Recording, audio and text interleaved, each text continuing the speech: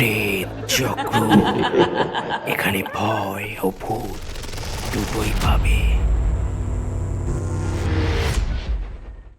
নমস্কার, এই মুহূর্তে তোমরা যে যেখান থেকে আমাদের ঘটনাগুলো শুনছো সকলকে একসাথে স্বাগত জানাচ্ছি প্রেতচক্রের 108 নম্বর এপিসোডে। আমি শুভ রয়েছি তোমাদের সাথে।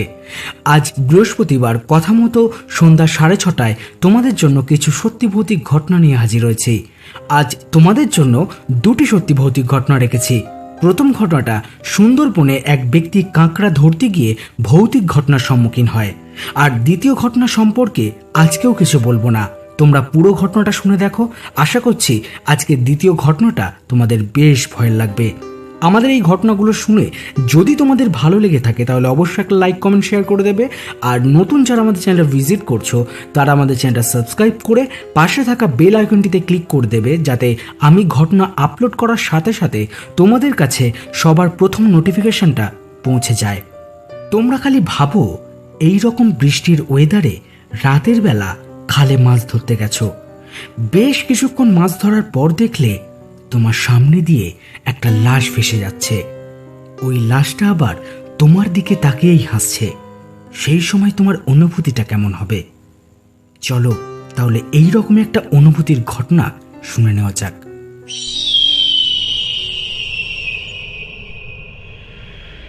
নমস্কার দাদা, আমি অমিত জানা। আশা করি তুমি ভালো আছো। আমি তোমার প্রেতচক্র পরিবারের একজন সদস্য। বেশ কিছুদিন ধরে তোমার ঘটনাগুলো শুনছি, আমার ভালোই লাগে। তুমি সবাইকে ঘটনা পাঠাতে বলো। আমার কাছে একটা ঘটনা আছে, সেটাই লিখে পাঠাচ্ছি। জানি না তোমার পছন্দ হবে কিনা। ঘটনাটা আমার বাবার সাথে ঘটেছিল। আমার বাবা পেশায় একজন জেলে। আমি যখন 5 কি 6 বছরের, তখন বাবার সাথে একটা ভৌতিক ঘটনা ঘটেছিল। পরে বাবার থেকে পুরো ঘটনাটা শুনেছিলাম। যাই হোক, এবার ঘটনাটা লিখছি। আমাদের বাড়ি থেকে কয়েক মিনিট হেঁটে গেলে একটা খাল পড়ে। ওই খালটা নদীর সঙ্গে যুক্ত। আমাদের নৌকাটা ওই খালের ঘাটে বাঁধা থাকতো। বাবা বেশিরভাগ সময় রাতে নদীতে মাছ ধরতে যেত। রাতে যেই মাছগুলো ধরতো, সকালবেলা সেইগুলো আড়তে বিক্রি করত। বাবা একা মাছ ধরতে যেত না, বাবার একজন বন্ধু ছিল, নরেন কাকা। উনি বাবার সাথে যেত। দুজনের নৌকাই আলাদা, একে অপর থেকে কিছুটা ব্যবধানে তারা মাছ ধরত। একদিন বাবা ও নরেন কাকা দুজনে মিলে রাত 8টা নাগাদ বাড়ির থেকে বের হয়। কথা হয় সারা রাত মাছ ধরবে আর ভোরবেলা আড়তে যাবে। ওই দিন যখন বাবা মাছ ধরতে বের হয় তখন হালকা হালকা বৃষ্টি হচ্ছিল। বর্ষাকাল, হালকা হালকা নিম্নচাপ লেগেছিল। বাবা ও নরেন কাকা দুজনে একসাথে মাছ ধরতে বেরিয়ে পড়ে। বাবা বলে, তখন কটা বাজে জানি না, হঠাৎ প্রচণ্ড ঝড় ওঠে। আমি জাল গুটিয়ে পাড়ের দিকে আসার চেষ্টা করছি, তাই নরেন কাকার দিকে অতটা খেয়াল ছিল না। আর বৃষ্টির কারণে বেশি দূর পর্যন্ত দেখাও যাচ্ছিল না। বাবা ভাবলো নরেন কাকা হয়তো পাড়ের দিকে ফিরে আসছে। এই ভেবে খালের মুখের কাছে এসে বাবা দাঁড়িয়ে আছে। অনেকক্ষণ দাঁড়িয়ে থাকলো, কিন্তু নরেন কাকা এলো না। বাবা ভাবলো নরেন হয়তো নদীর উল্টো পাড়ে চলে গেছে। যেহেতু এই অবস্থায় আর মাছ ধরতে পারবে না, তাই বাবা বাড়ি ফেরার জন্য রওনা দেয়। পরদিন বাবা খোঁজ নিল, দেখলো নরেন কাকা বাড়ি আসেনি। সাধারণভাবেই নরেন কাকার বাড়ির লোক খুব চিন্তায় পড়ল। সারাদিন কেটে গেল। যখন নরেন কাকা বাড়ি ফিরল না, সবার চিন্তা আরও বেড়ে গেল। তার পরদিন 2-3টে নৌকো নিয়ে কাকার খোঁজে বের হলো। সারাদিন খোঁজাখুঁজি করেও কোনো ফল হলো না। অবশেষে সবাই বাড়ি ফিরে আসলো। এইভাবে প্রায় মাস খানেক কেটে গেল। যখন নরেন কাকা ফিরে আসলো না, তখন সবাই ওনাকে মৃত বলে ধরে নিল। নরেন কাকার একটা ছেলে ছিল, আমার থেকে অনেকটাই বড়। যাই হোক, এটা কোনো ভূতের গল্প নয়। এখন যেটা লিখব সেটাই আসল ঘটনা। এর ঠিক 2 বছর পরের ঘটনা। তখনও সময়টা ছিল বর্ষাকাল। সমুদ্রে গভীর নিম্নচাপ লেগেছে, খুব ঝড় বৃষ্টি হচ্ছে। আগামী 2 দিন জেলেদের নদীতে মাছ ধরতে যাওয়া নিষেধ, তাই বাবা বাড়িতেই ছিল। ওই দিন সন্ধ্যার দিকে বৃষ্টি কিছুটা কমল। সুন্দরবন এলাকায় বর্ষায় যখন নদীর জল বাড়ে তখন নদীর কাঁকড়া জল বাড়ার সাথে সাথে নদী সংলগ্ন যেসব ছোটোখাটো জলা জায়গা আছে সেই সব জায়গায় ঢুকে পড়ে। জল যখন কমে যায় তারাও নদীতে চলে যায়। বাবা মনে মনে ভাবলো মাছ ধরতে পারবো না, যাই কিছু কাঁকড়া ধরে নিয়ে আসি। বাবা থোপা দিয়ে কাঁকড়া ধরতো। বাবা সঙ্গে করে একটা টর্চ, একটা হাত জাল, একটা কাঠারি আর একটা হাঁড়ি নিয়ে খালের দিকে রওনা দিল। সেখান থেকে নৌকা নিয়ে নদীর দিকে রওনা হলো। 20 থেকে 25 মিনিট পর নদীর কাছাকাছি চলে আসলো। নদীর মুখে এসে নৌকাটা খালের একটা পাড়ে বেঁধে থোপা, কাঠারি আর টর্চটা নিয়ে সামনের দিকে এগিয়ে গেল। তখন সবে জোয়ারের জল ঢুকছে, ভালো গুণ ছিল। বাবা ভাবলো আজ ভালোই কাঁকড়া পড়বে। বাবা থোপাগুলো কিছুটা ছাড়া ছাড়া বিছিয়ে দেয়। এরপরে জোয়ার পুরো ওঠার জন্য বসে থাকলো। প্রায় আধ ঘন্টা বসে থাকার পর বাবা টর্চ, হাঁড়ি আর হাত জাল নিয়ে কাঁকড়া ধরতে গেল। একটা একটা করে থোপা পরীক্ষা করতে লাগলো। কয়েকটা বাদ দিয়ে প্রায় সবগুলোতেই কাঁকড়া পেয়েছিল। এইভাবে আরও কয়েকবার থোপা দিয়ে কাঁকড়া ধরে বাবা ভাবলো এবার বাড়ি ফেরা যাক। তখন রাত ভালোই হয়েছে, নদীতে জোয়ার ছিল, খালে সেই জোয়ারের জলই ঢুকছিল। তাই বাবা নৌকা নিয়ে বেশ তাড়াতাড়ি বাড়ি ফিরছিল। কিছুক্ষণ পরে টর্চের আলো সামনে ফেলতে দেখতে পায় সামনে দিয়ে কিছু একটা ভেসে তার দিকেই আসছে, কিন্তু জলের স্রোত উল্টো দিকে। জিনিসটা বেশ বড় আকারের। টর্চের আলোতে জিনিসটার উপরটা সাদা সাদা মনে হলো। বাবা ভাবলো হয়তো বড় কুমির হবে। বাবা নৌকাটাকে খালের একদম পাড় ঘেঁষে নিয়ে যেতে লাগলো। মনে মনে বনবিবিকে ডাকতে লাগলো। কিন্তু যখন জিনিসটা বাবার সামনে আসলো, বাবা দেখলো ওটা কুমির নয়, ওটা একটা মানুষের লাশ। কিন্তু ওটা স্রোতের বিপরীতে আসছে কেন? একসময় লাশটা বাবার নৌকার দিকে আসতে থাকে। বাবার নৌকাটা জোরে বাইতে শুরু করে দেয়। বাবা দেখলো যেই লাশটা এতক্ষণ স্রোতের বিপরীতে যাচ্ছিল ওটা এখন স্রোতের দিকে ভেসে যাচ্ছে। লাশটা ভাসতে ভাসতে বাবার নৌকার সাথে যেতে লাগলো। তখনও ঘাটের কাছাকাছি আসতে অনেকটাই সময় লাগবে।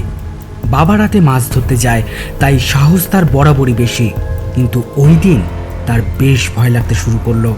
একসময় বাবা নৌকার বৈঠাটা দিয়ে লাশটাকে একটু দূরে ঠেলে দেয়। আবার কিছুক্ষণ পর লাশটার নৌকা ঘেঁষে ভেসে যেতে লাগলো। এবার বাবা বিরক্ত হয়ে বৈঠা দিয়ে জোরে ঠেলা দেয়। তখনই লাশটা উল্টে সোজা হয়ে যায়। লাশের মুখটা দেখে বাবা আঁতকে ওঠে, আর বাবা লাশটাকে চিনতে পারে। লাশটা নরেন কাকার। জলে ডুবে মারা গেলে যেমন চামড়াটা ফ্যাকাশে হয়ে যায়, লাশের মুখটাও সাদা ফ্যাকাশে হয়ে গেছে। নাক মুখ দিয়ে তাজা রক্ত বের হচ্ছে তখনও। বাবা এবার খুব ভয় পেয়ে বৈঠা দিয়ে লাশটাকে আঘাত করতে যায়। আর যখনই আঘাত করবে বাবা দেখলো লাশটা আর নেই। বাবা ভয়ে জোরে নৌকা বাইতে লাগলো, কিন্তু নৌকা যেন এগাতেই চায় না। মনে হচ্ছে কেউ পেছন দিক দিয়ে টেনে ধরে রেখেছে।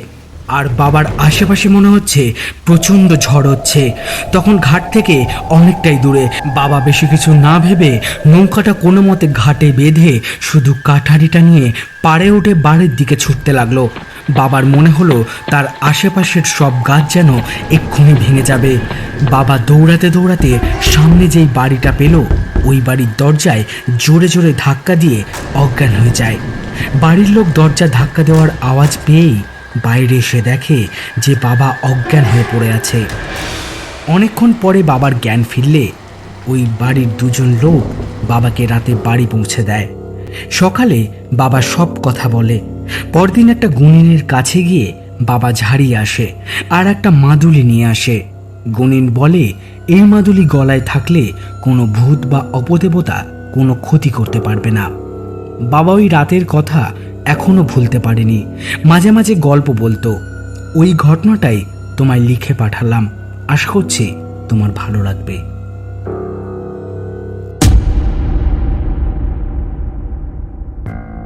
কেমন লাগলো আজকের প্রথম ঘটনাটা?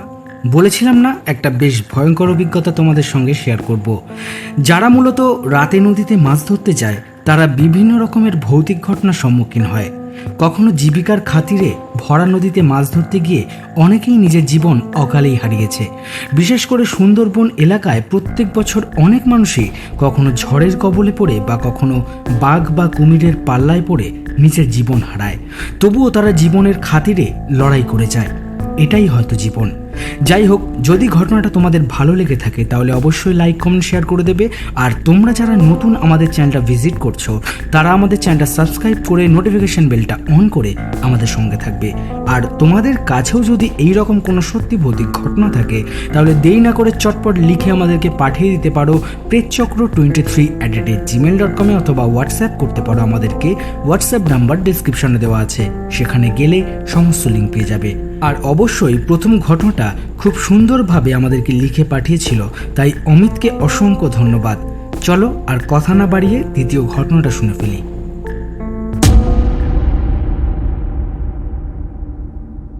নমস্কার দাদা, আমি মনীষা দাস, আরামবাগ থেকে। প্রথমেই তোমাকে জানাই অনেক ভালোবাসা। আজ আমি তোমাকে আমার মায়ের সাথে ঘটে যাওয়া একটা সত্যি ভৌতিক ঘটনা শেয়ার করব। এর আগেও একটা ঘটনা পাঠিয়েছিলাম, হয়তো তোমার পছন্দ হয়নি তাই পড়ে শোনাওনি। অনেক আশা নিয়ে আবার লিখলাম, যদি পড়ে শোনাও তাহলে খুব ভালো লাগবে। ঘটনাটা অনেক বছর আগের। আমরা দুই ভাই বোন, দাদা বড়, আমি ছোট। ঘটনাটা যখন মায়ের সাথে ঘটেছিল তখন দাদা মায়ের পেটে। বলে রাখি, আমার মা খুব সাহসী। তো আমাদের বাড়ির নিয়ম আছে যে ভাদ্র মাসে অমাবস্যার দিন পাতা পোড়ানো হয়।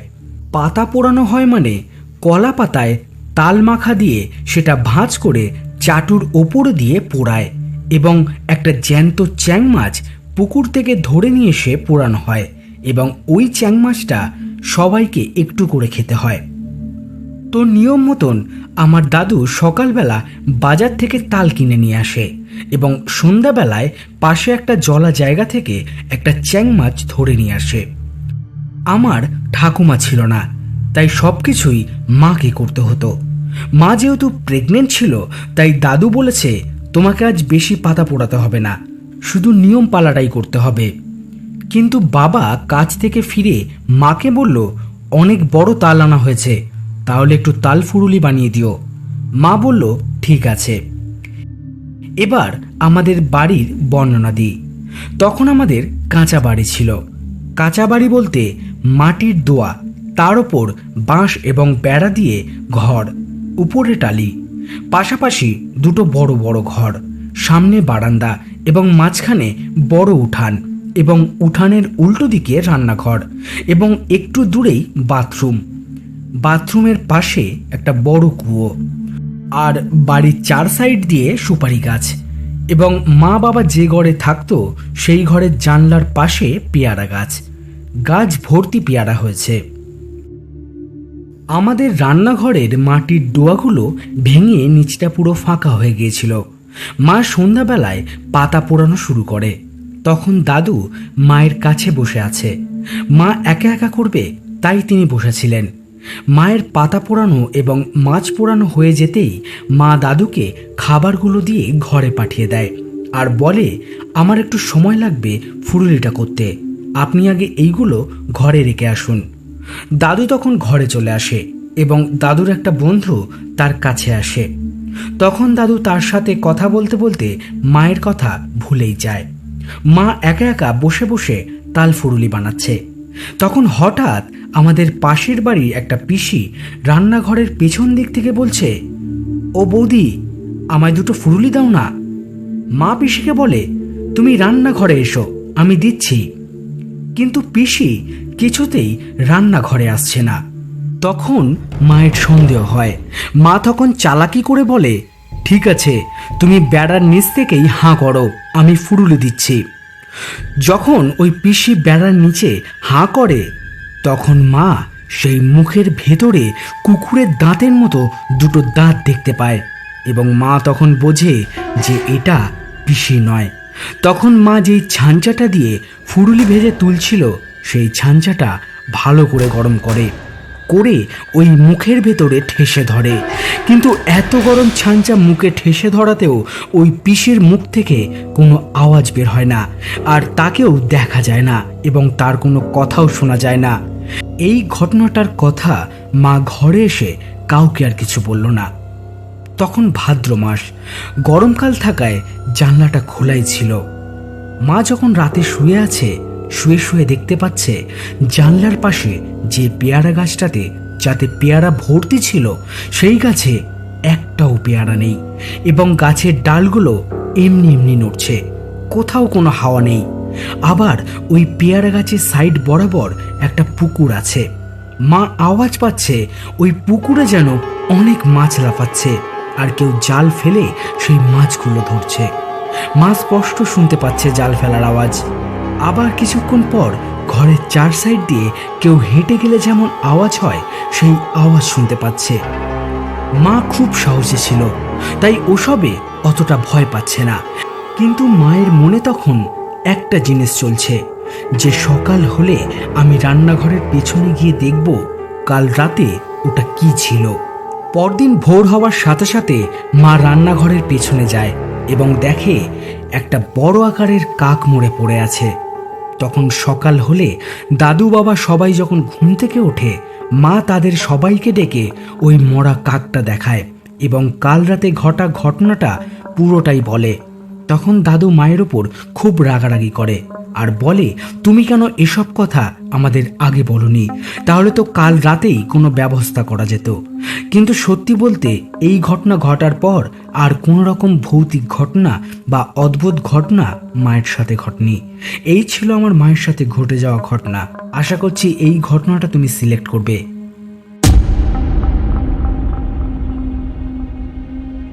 কেমন লাগলো আজকের ঘটনা দুটি? কোন ঘটনাটা তোমাদের বেশি ভালো লাগলো, বেশি অবাক করার মতন লেগেছে, সেটা তোমরা কমেন্ট করে চটপট আমাদেরকে জানাতে পারো। আর ওভারঅল ঘটনাগুলো যদি তোমাদের ভালো লেগে থাকে তাহলে অবশ্যই একটা লাইক করে দেবে এপিসোডটাকে। আর নতুন যারা আমাদের চ্যানেলটা ভিজিট করছো, যদি তাদের আমাদের এপিসোডটা ভালো লেগে থাকে তাহলে তারা আমাদের চ্যানেলটা সাবস্ক্রাইব করে নোটিফিকেশন বেলটা অন করে আমাদের সঙ্গে থাকতে পারো। আর আমি যেটা বরাবর বলেছি, তোমরা প্লিজ আমাদের ঘটনাগুলোকে বেশি বেশি করে শেয়ার করো, কারণ কয়েকটা এপিসোডে আমরা আগের মতন রিচ পাচ্ছি না। আর আগের এপিসোডে তোমরা যারা যারা আমাদেরকে কমেন্ট করেছো তাদেরকে অসংখ্য ধন্যবাদ। আমি এই এপিসোডে তোমাদের কমেন্টগুলো নিচ্ছি না, পরের নেক্সট এপিসোডে আমি তোমাদের কমেন্টগুলো একসাথে পড়ে শোনাবো। তোমাদেরকে অসংখ্য ধন্যবাদ যারা আমাদেরকে কমেন্ট করছো, আমাদেরকে সাপোর্ট করছো। আশা করি এইভাবে পরবর্তী দিনে তোমরা আমাদেরকে সাপোর্ট করে যাবে। আর আমাদের এই ঘটনাগুলো শুনে যদি তোমাদের মনে হয় তোমাদের কাছে কোনো সত্যি ভৌতিক ঘটনা আছে, সেটা হতে পারে নিজের সাথে ঘটে যাওয়া ঘটনা বা কারোর মুখ থেকে শোনা ঘটনা, সেই ঘটনাগুলো তোমরা খুব সহজে লিখে আমাদের সঙ্গে শেয়ার করতে পারো। প্রেতচক্র23@gmail.com মেল করতে পারো অথবা হোয়াটসঅ্যাপ করতে পারো আমাদেরকে। হোয়াটসঅ্যাপ নাম্বার ডেসক্রিপশনে দেওয়া আছে, সেখানে গেলে সমস্ত লিঙ্ক পেয়ে যাবে। আর মনে রাখবে, প্রেতচক্র কোনো কাল্পনিক ঘটনাকে সমর্থন করে না। প্রেতচক্রের কাজ শুধুমাত্র তোমাদের মনোরঞ্জন করা। তাই আশা করব তোমরা খোলা মনে আমাদের ঘটনাগুলো শুনবে। স্টোরি সিলেকশনে পূজা, সাউন্ড গ্রাফিক্স এবং ঘটনা পাঠে আমি শুভ। আজকে বিদায় নিচ্ছি, দেখা হচ্ছে সোমবার আরও কিছু নতুন ভয়ঙ্কর ঘটনার সাথে। সবশেষে যেটা বলি, সবাই ভালো থেকো, সুস্থ থেকো আর প্রেতচক্রের ঘটনাগুলো শুনতে থেকো। নমস্কার।